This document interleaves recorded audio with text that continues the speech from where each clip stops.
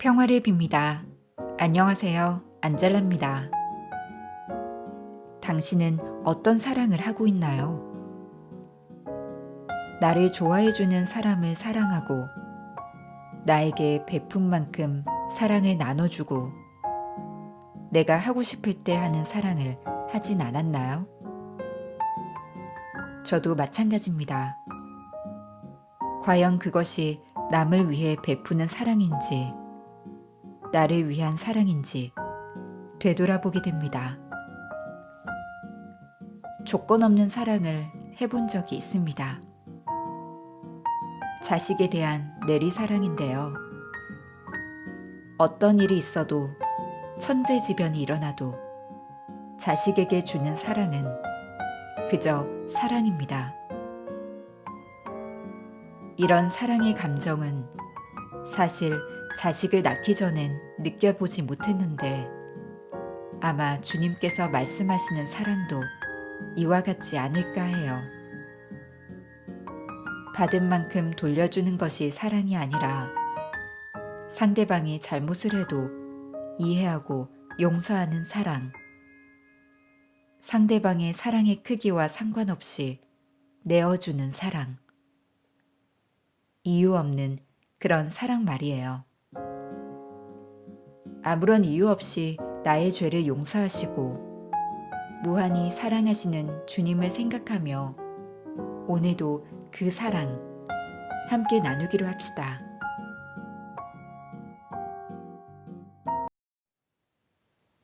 (1월 12일) 주님 세례 축일.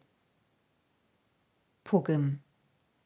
세례를 받으신 예수님께서는 하느님의 영이 당신 위로 내려오시는 것을 보셨다.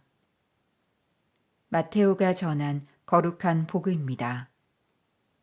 3장 13절에서 17절까지의 말씀입니다. 그때 예수님께서는 요한에게 세례를 받으시려고 갈릴레아에서 요르단으로 그를 찾아가셨다. 그러나 요한은 제가 선생님께 세례를 받아야 할 터인데 선생님께서 저에게 오시다니요 하면서 그분을 말렸다. 예수님께서는 지금은 이대로 하십시오. 우리는 이렇게 해서 마땅히 모든 의로움을 이루어야 합니다. 하고 대답하셨다. 그제야 요한이 예수님의 뜻을 받아들였다. 예수님께서는 세례를 받으시고 곧 물에서 올라오셨다. 그때 그분께 하늘이 열렸다. 그분께서는 하느님의 영이 비둘기처럼 당신 위로 내려오시는 것을 보셨다. 그리고 하늘에서 이렇게 말하는 소리가 들려왔다. 이는 내가 사랑하는 아들, 내 마음에 드는 아들이다. 주님의 말씀입니다. 오늘의 묵상. 요한의 세례는 죄를 씻는 일이었고 죄를 씻는 것이 하느님을 만나는 일로 이해됩니다.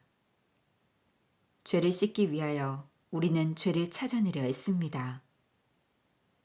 고해소 앞에서 무엇을 잘못하였는지 되돌아보는 일은 꽤나 아픈 일입니다.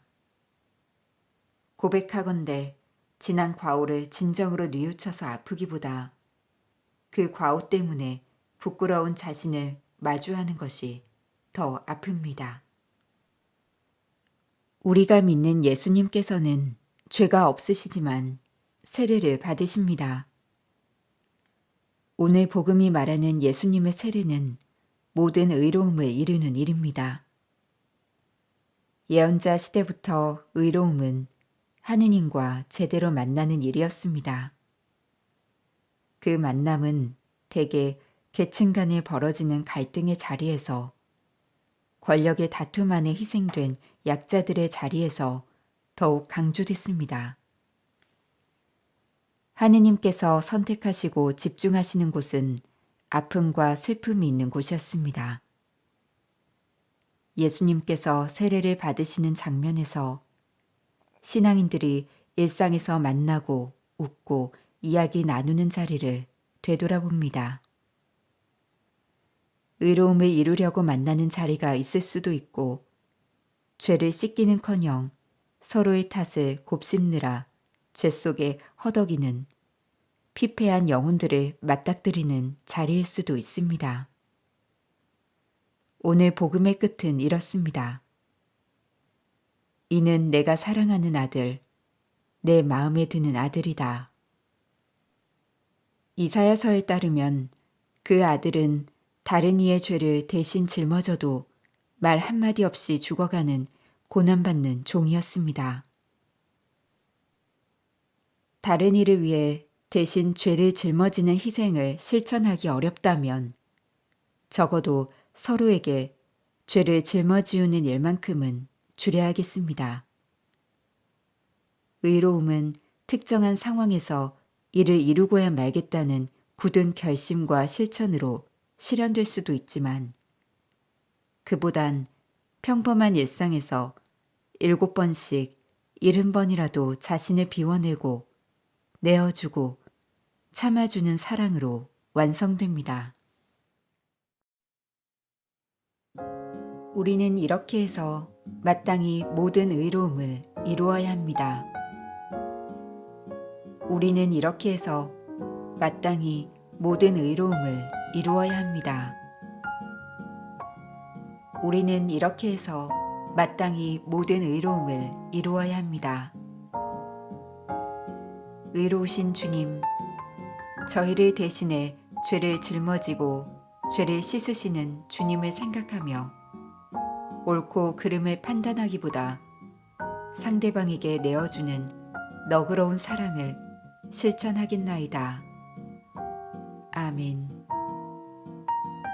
평화를 빕니다.